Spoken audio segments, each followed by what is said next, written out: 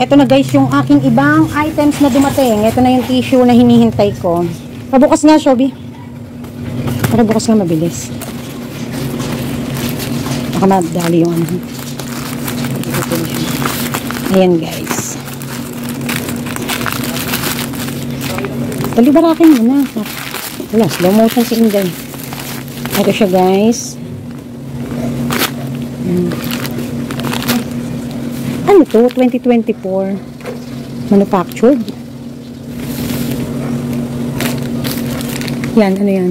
20, ha? 2411. Guys, may idea ba kayo? Ano yan? Then, manufacturing date o expiration date? Yan. Ito next. Dali. Barakin mo na lang, Shobi. Kupo. Yun, yung favorite ko na ano. Favorite ko na tissue. Ayan, guys. Okay. Okay. Hi guys, maingay lang para bago tayo mag-vlog mamaya. Mamaya ko itutuloy yung vlog ko. Unbox muna natin. Akala ko hindi na natapos-tapos yung bigay ng daddy. Meron pa din daw pala na items para sa akin. Na regalo niya. October 31 na, hello. So happy birthday sa tatay ko in heaven. Ang aking tatay Kintin. Birthday niya po October 31. Basta. Ano, init ka muna tubig. Init ka muna tubig. So, yan. Ito guys. Ko talaga alam. Ano to?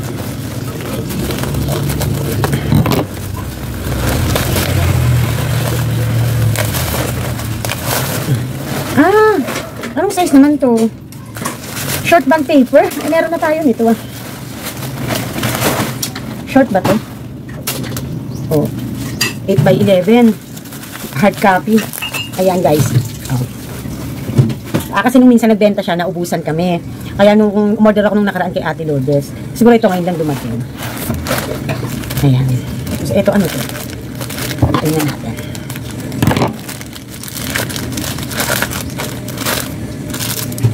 Ribbon? Para sa ribbon? Para sa baka free. Baka free lang. Ball pen. Yeah, gulo-gulo naman. Ball pen. Ang dami. Ayan. Ang daming ball pen. Ito pa. Ito pa. Ilan ba ito? 10. Ayan. Tapos, ito pa. Namililawlo nyo na school supplies. Ayan pa. And, ito pa. Marker. Ang daming marker. Ayan. Yun lang. Pahabol. Last na siguro yan kasi October 31. Buong October, binibigyan ako ng daddy ng mga paninda na paiba-iba. Regalo niya sa akin. So, happy 7th anniversary, no, sa ating Daddy Park and sa Mommy Park. Sweat, ang ingay. Hi guys, Mommy Park is here. So, in today's video, take 2 na. In today's video, mag-shoutout tayo, magkakamustahan, no? Happy, welcome November 1, no? Yesterday, birthday ng tatay ko, October 31. So, hindi kami nagpunta, gawa kasi ng traffic na yan, no? Sarado na ang mga daan pagdating sa Santa Maria. So, kaya naman, nagtulos na lang ako ng kandila. Kami ni Kauri last night, no? So, happy birthday sa aking tatay in heaven kahapon. Okay? So, sayang ano, kung nabubuhay lang siya, sana siya at naabutan niya tong mga ganap na ganito. I know, napaka-proud niya sa akin kasi alam niya na maano ko matyaga ako at masipag sa mga ano. So, yun. So, shoutout din sa best friend ko na tumawag today, nangamusta sa akin, no? Alam niyo kasi, yung pagdating sa financial, kapag may mga struggles, normal na yan. Parang nasanay na lang ako, no? Siyempre, kapag may mga problema ako ng mga stresses pagdating sa usaping pamilya, yan ang weakness ko. So, kaya dyan nagwo-worry sa akin ng aking beshi. Kaya tinawagan niya ako kanina, kinamusta ako. So, maraming salamat sa aking beshi-beshi. Kay Beshi Starlight. Anyways, may kikwento ako sa inyo today bago tayo mag-shoutout. At kung sakaling meron tayong mga tanong na sasagutin at learning sa ating shoutout na mga mababasa, ay sa ating mga comments na mababasa, edi pag-usapan natin. But before that, gusto ko munang magkwento. Since November 1 naman at wala naman akong ganitong episode. So, kaya, welcome November 1 episode natin ng The Design is Very Nakakatakot. Ganyan. So, kayo ba? May mga experience ba kayo sa mga tinirhan yung bahay, lugar, o kaya inupahan yung mga unit sa pagnenegosyo, o kahit as your tirahan, no? So, may mga experiences ba kayong ganyan? So, kasi si Mommy Park, nagkaroon ako ng experience. So, pauuna ko na guys, hindi ako talaga naniniwala sa mga engka-engkanto, yung mga usaping multo, ganyan. Pero mahilig ako manood ng mga ganyan. Hindi ko yan wini-welcome. No, hindi ko wini-welcome. Kasi that is an evil deed. No? Pero minsan talaga, mapapa-wonder why ka. Na even you are not a believer of a devil or evil deeds, even napaka mataas naman ang faith mo when it comes to praising God, no? Or yung tungkol sa pananampalataya mo sa Diyos. Talagang minsan susubukin yung faith mo, no? Talagang minsan may mangyayari talagang bagay na parang mapapaisip ka talaga kung it's about time if you believe. No? Lalo especially if you are Christian, no? So, way back 2022? Yeah, if I were not mistaken. Way back 2022, I am already hiring tindera. Alam ko 2022 yun eh. Kasi 2021 nandun pa kami sa nandun pa kami sa dating tirahan. So way back 2022 nung nag-hire na ako ng tindera. Kasi 'di ba dito po ako ay nag-start ng 2022. March inaayos na namin 'to. Tapos April officially talagang nagtitinda na ako dito. And first unit pa lang ang meron ako those times. And then, until such time na maka-2 buwan lang, nag-extend ako ng another unit. Na which is naging 2 ngayon. Ito at saka yan. 2 ang unit ko. So, na-hire ko ang aking pinakaunang tindera na si Maya is around September. Kasi si Ana those times, na-hire ko siya October 28, 2022. Kung maaalala ko. October 28 yon nang na-hire ko siya officially. So, si Maya ang nauna. No? Or si Maya ay October 4 or 5, something like that, nung na-hire ko si Maya. So, sunuran lang talaga sila. So, sa madalit sabi, sila na yung ano ko, diba? And then, naaalala ko noon ay hanapin ko nga yung ano ni Maya. Si Maya, alam ko, 1 buwan lang ang pagitan nila ni ano. September 28, 24 ko si Maya na-hire. Tapos, maka 1 buwan, ang na-hire ko, again, ay si Ana. Okay. So, I remember one time, nung kami na yung duty ni Maya. Kasi, ganito yan eh. Si Ana kasi, ang trabaho those times, pupunta muna siya sa bahay. No? Papasok siya dito, tapos pag dumating na ako, pupunta siya sa bahay, maglilinis. Pagkatapos niya doon, basta maglilinis, basta gawain bahay. Hindi lang nagluluto. Pagkatapos niya doon, pupunta siya dito, mga around 2 o'clock, 3 o'clock, and then tutulong na siya mag-duty, and then mag-a-out na siya. Pagkatapos, mag-a-out yan, mga 7 o'clock, ganun. And so, si Maya, ang pasok naman niya, hanggang 7 a.m. to 7, parang ganun. 7 to 7 siya, parang ganun. Tapos, minsan kami na ni Ana yung naiiwan. Pero those times, ang alam ko, nung nangyari tong, pangyayari na to, si Ana ay na day off. Ang trabaho kasi ni Ana dito, pag nandito na siya sa tindahan, is tumulong dito ng sa paglilinis, tumulong kay Maya sa pagdi-display, tumulong magbilang ng mga deliveries. Kasi those time, nagdi-deliver na rin si hindi pa nagdi-deliver si Kuya Joseph sa amin, ang EKC those times. So, basta tumulong sa mga deliveries at saka yung mga inaano namin, yung mga pinamimili ko. Kasi kung mamili ako those times talaga, malaki din, 50,000, 40,000, ganyan ako mamili. So, sa madalit sabi, tumutulong si Ana kay, but nung nangyari tong moment na to, wala si Ana.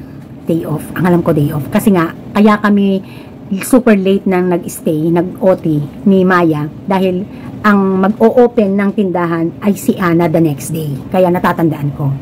Okay, hindi ko na patatagalin. Na ano kayo, no? Kasi baka kilabutan ako eh.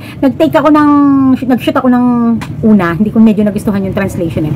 Kinikilabutan ako na nagkakwento ako. So, ewan ko this second time around na So, hindi ako believer ng mga evil spirits or evil deeds. Although, love ko ang manood ng mga horror movies. That's all lang. Pang-thrill lang. So, one time, kami ni Maya, nag-aayos kami, naratandaan ko, nagpipresyo kami ng mga downy. Kasi, nilalagyan namin ng presyo ang mga downy, ang mga nakatay, sa gitna. Dahil, nag-wholesale ako, diba? That time, nag-offer na ako ng wholesale. So, para yung mga tindera, madaling maibenta pag wholesale, na merong presyo sa likod. Nilalagyan namin ng pang-wholesale na presyo. Ngayon, habang busy kami, bago mangyari to, guys, nagme-music pa ako. Kasi para masaya, tsaka para, you know, kaya lang, pinatay ko bago mag-alauna. So, nangyari ito around 2 o'clock. 2 o'clock ng madaling araw. Pinatay ko yung music kasi sabi ko, para kapag may bibili, maririnig namin. Kasi nakaupo kami doon sa kabilang unit. No, dalawa pa lang unit ko, guys, ha. Nakaupo kami sa kabilang unit kasi nandun yung mga items binababa, diba? Hindi naman dito sa first unit binababa ang mga items or yung mga items ko pag namimili ako. Dahil, diba nga, dyan laging masikip at laging walang daan. Kaya, kailangan ayusin na namin yun. Kailangan i-display namin para may maibenta na and also para lumuwag yung daanan. So, nakaupo kami ni Maya. Nagpe-presyo kami. Wala nang bukas na tindahan, kami na lang. Sarado na ang mga nasa paligid, tahimik. Meron namang street lights. So, sabi ko, patayin na natin yung music. Nasa ganun, pag may bumili, ay naririnig natin. At saka para hindi na rin sobrang maingay. And then, those times din ay walk through ang aming tindahan. Walk through pa din ang aming tindahan. So, ang ginagawa namin kapag late na, kasi yung aso yung pag may alagang aso sila Ate Ning na nagiging close sa amin, pumapasok dito. So kaya sabi ko, yung daanang maliit doon dito sa unang unit, dahil nandiyan pa dati yung kendihan namin, harangan ng karton para hindi pumasok ang aso. So, habang nagpepresyo kami, may narinig kaming yabag ng lakad. Tapos yung yabag ng lakad niya, mabigat, guys. Ganito, guys, oh. Nadinig nyo, guys? Pero lakad, hindi yung padabog. Basta naglalakad siya, mabigat lang yung kanyang dating. So, inisip ko, lalaki. Kasi mabigat yung, mabigat yung yabag niya. And then, sabi na, nagkatinginan kami. Tatlong yabag, nagkatinginan kami ni Maya. Sabi ko, narinig mo ba yun? May bumibili yata, may tao. Tapos sabi ko, sumigaw na ako, ano yun? Kasi pinakabahan din kami, baka mapasok kami, diba? Kasi dadalawan na nga lang kami ni Maya. And then, tuloy-tuloy yung yabag niya. Hindi kami agad nakatayo. Pero sumagot ako nagtanong ako ng ano yun.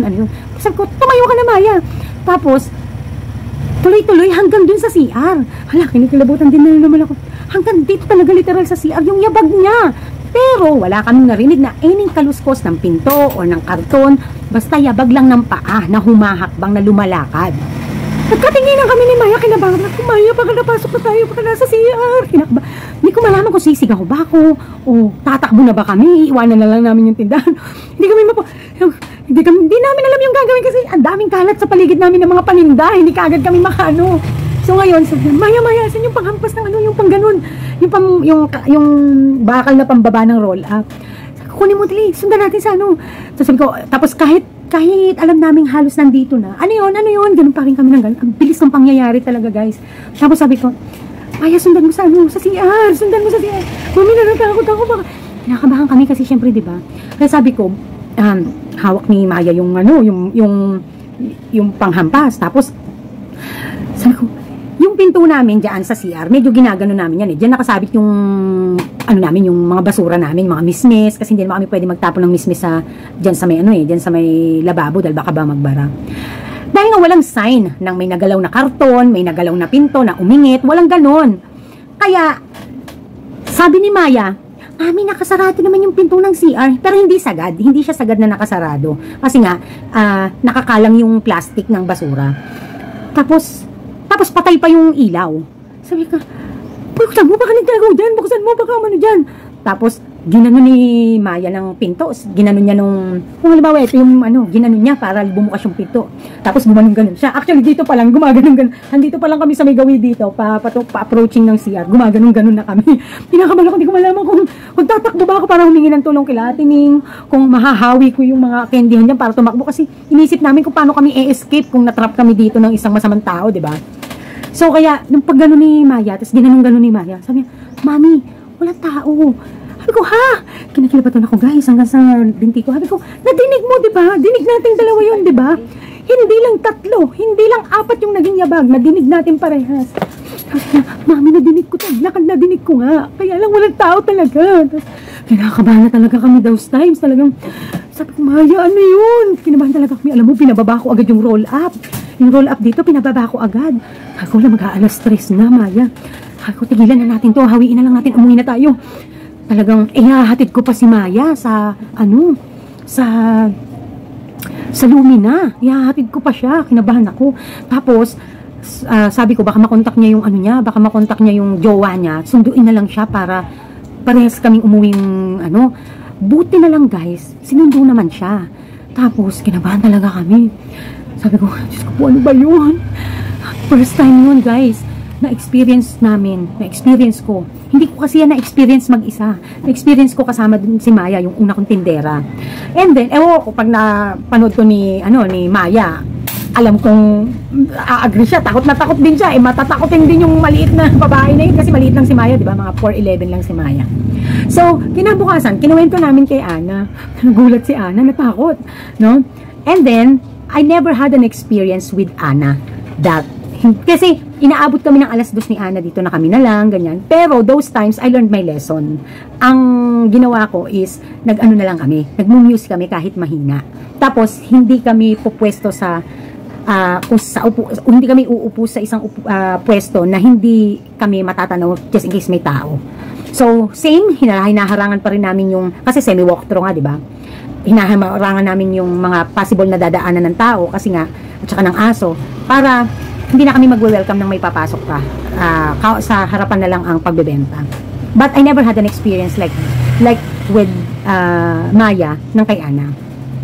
Ngayon, nagkaroon na ko ulit ng tindera nadagdagan si Angie, di ba? Si Maya po kasi, nag-abroad na yan, di ba? Nag-resign po yan December, nag-abroad. Mga ilang buwan pa din bago siya nakalakad. Pero natuloy mag-abroad. Actually, nag-message pa nga sa akin si Maya those times na pag bumalik na siya ng Pinas, dadalawin niya ako. Sabi ko, kasi wala namang ginawang hindi maganda si Maya sa akin those times. So, si Ana na lang yung aking tindera, and then nagkaroon ako ng tindera na si Jody, no? So, walang experience with Ana and Jody. And then, after ni Jody, nag-resign si Jody, dumating si Angie. There's no, wala ding, nakahalos 4 na buwan din sa akin si Angie. Wala naman naging experience. And then, nakahire kami ulit ng tindera, wala na si Ana sa akin, wala na si Ana. Napunta naman sa akin ay si Jai. Si Jai naman ang napunta sa akin, na nag-resign lang, di ba? Yung isa sa pinakamagaling talaga nating tindera, nag-resign. Pero, nung handito pa nun si Jai, nakahire kami ng another one, kulot ang buhok nun nakalimutan ko pangalan. Hanapin ko nga yung notebook ng sweldohan nila para malaman ko yung pangalan. Guys, nakalimutan ko, basta yung nakasama ni Jai, no? Kulot ang buhok, may nunal dito. So, again, nag-duty na naman may pangyayari na naman na nag-duty kami ng madaling araw na, kasi nga inaayos namin inaayos namin. So, those times, day off naman ni Jai. Kasi ganun po kapag ka po may super, yung super na late na pag-duty, matik yon, ang isa doon ay naka-day off. Or yung isa doon, hindi papasok ng maaga. No? Ako ang mag-shoulder ng duty. So, kasama ko yung isa kong tindera. Alam nyo guys, nangyari na naman yung nangyari sa una kong tindera na si Maya. May narinig na naman kaming yabag. This time, nagkataon na nagpatay na ako ng music. So, dinig na dinig talaga namin. Nung madinig namin, Diyos ko po, matatakutin pa sa kabilaanan itong aking tindera na yon na nakasama. Kasi siya yung pinapaano ko, tingnan. Wala talaga. Nadinig na naman kami. Guys, hindi na ako semi-walkthrough. Sarado na yan. Yun talagang hindi ko na yan inopen. Wala nang semi-walkthrough those times. Hindi na ako nag-semi-walkthrough. Kasi mula nung may third unit, hindi na ako nag-walkthrough ng tindahan. So, kaya, nangyari na naman yung nangyari. Sobrang kabadong-kabado. Kasi isipin mo, saan dadaan yung yabag na yon? Eh, sarado na nga, puro ice cream na to. Ice cream, tinapay, candy. So, saan dadaan? Saan dadaan yung yabag na yon? At same na same ng yabag kung ano yung na-experience namin ng una kong tindera na si Maya. So, kaya, sabi ko, Saglit lang, Bia. iniisip ko na lang, dahil hindi nga ako naniniwala sa mga ano-ano, iniisip ko na lang, na siguro, there is may possible na may danger na mangyayari. Kaya, ang pinapaalalahanan kami na we better close, no? We better close. So, kaya, ayun na naman ang nangyari, nagmamadali na naman kami, tapos umuwi na kami. So, mula noon, kapag inaabot ng alas 2 hanggang pa alas 3, ang ginagawa ko is, sinasara na namin itong unang unit. Sinasara na namin itong roll up ng unang unit. Para dito na lang sa second unit at sa third unit. Tapos nakalak naman yun sa third unit, ang pinto. Kasi may pinto naman yun. At dyan kami sa dalawang unit na yan na magkasunod, gumagawa ng mga trabaho. At dahil naman din kasi sa, hindi na yung aming mga items ay nakatambak sa third unit, so medyo magaang na para sa amin. So, nangyari na naman. So, up to now, hindi pa naman nangyayari ulit. Pero wag naman sana. Nagsasara na kami. At nagmu-music na ako. Kahit mahina. Yung malumanay na music, yung hindi maingay. Minsan instrumental, nagpapatugtog ako. O kaya ako nanonood ako ng movie, tapos naka-speaker para ano. So, iniisip ko na lang na those times, it's always a warning if there is a danger na may possibility mangyari. So, wala naman ako naririnig the next day na may mga nangyaring gulo or nangyaring ganito, ganyan, wala naman. But, syempre, iniisip ko na lang na it's a warning na baka kaya ganun. Dahil hindi naman kami sinasaktan eh. 'Di ba? Wala namang kinukuhang gamit or yung, alam mo yon, yung mga paramdam. Basta, may times talaga na nagpaparamdam siya na kapag inaabot na kami ng alas 2 mahigit, and then, tahimik ang lahat, no? Parang laging may warning. Yon. So, 2 beses pa lang naman nangyari. At ayoko naman pangatluhan pa. Nakakatakot. So, kaya mula nun, pag aabutin na kami ng mga alas 2 mahigit, always yan eh, alas 2 mahigit nangyayari. So, sabi ko kay Jay nung minsan, nung nag-ayos kami dito ng, nag-ayos kami ng tindahan, sabi ko, sara natin yung pinto. Ikaw na ba nakasama ko nung mag-ayos nito? So, itong huling ayos na to, si Shobi na ang kasama ko. Pero, nung mga bandang medyo madaling araw na, nagbaba ako ng roll up, diba? Nagpababa ako ng roll up kasi nga ayoko nang mangyari yung nangyari before. Natatakot din ako, guys. So, imaginein mo, no? So, kung sino man siyang spirits, bad man siya or good, hopefully good, salamat. Kasi, siguro, it's a warning sign na, oy, it's too late, baka may mangyaring ano. Kasi nangyayari din dito yung nakawan, yung papasukin ka, may mapahamak, di ba? So, kaya hindi na rin kami sobra talaga nagpapaumaga unless meron pang mga gising, may mga nakatambay. Kasi mga tambay dito, mga kaka-works namin. So, it's totally okay. But yung talagang tahimik na tahimik, tapos ikaw na lang yung bukas, hindi na namin ginagawa. No? Kaya, ang purpose din talaga ng third unit is kapag kami mga items na hindi natapos, doon na lang muna itatambak at the next day aayusin. So, yun. So, mag-uumaga lang kami dito pag kailangan. Tulad ng halimbawa, a general pag-aayos. Tulad ng minsan na inabot kami ng umaga ni Shobi kasi nag-ayos talaga kami, diba? Nagbago ako ng style ulit ng opisina ng tindahan. So, yun. So, yun ang kwento ng Mami Park dito. So, kayo ba? May experience ba kayo na katulad ng kay Mami Park na may nagpaparamdam? Diba? Kinikilabutan yung binti ko, guys. So, kilabot talaga yung binti ko talaga pag naaalala ko siya. So, kapag mag-isa ako dito, ang ginagawa ko, nag-music ako. At saka, I'll make sure na hindi ako nagtatagal na mag-isa na lang na ako na lang ang bukas. Umuwi na rin ako. Manghihinayang ako sa benta, yes. Pero mas mamamatay ako kaagad ng maaga sa takot. Although hindi ako naniniwala. Kaya lang, pag mag-isa ka kasi, your safety is very important. At syempre, yung sanity mo, mababaliw ka sa takot din kasi, kahit ayaw mong matakot. Kasi, yung out of nowhere, na bigla na lang, or biglang may magpaparamdam ng ganun, nagkikwentuhan pa nga kami ng buhay-buhay ni Maya those times, at ganun din naman kami ni kalimutan ko yung pangalan ng tindera ko na yun, na isa pang nakasama ko. So, kaya, minsan nga nilalaw ko sila baka mahina mga faith nyo, ha? Kaya ganyan tayo namin nagpaparamdam. Kasi, hindi ko naman na-experience to sa ibang mga tindera ko. So, napipili lang yung mga tinderang na nangyayari to. Sabi kong ganon. So, kaya, mula nun talaga, ay, naku, Diyos ko, kinigilabot ako pag naalala ko. So, yun lang. Yun ang aking kwentong nakakatakot o katokat, no? So, mahaba yung video, pero syempre, mag-shoutout pa din tayo, no? Sisikapin pa rin natin makapag-shoutout. So, inuna ko lang yung kwento ng Mami Part. Shout out to Alfredo Datol. Sabi niya, ang taas ng puhunan, ang liit naman ng patong sa wholesale. Halos piso lang isang kaha. Tapos, katabing groceries, ang baba pa ng price, mababa pa sa ahente.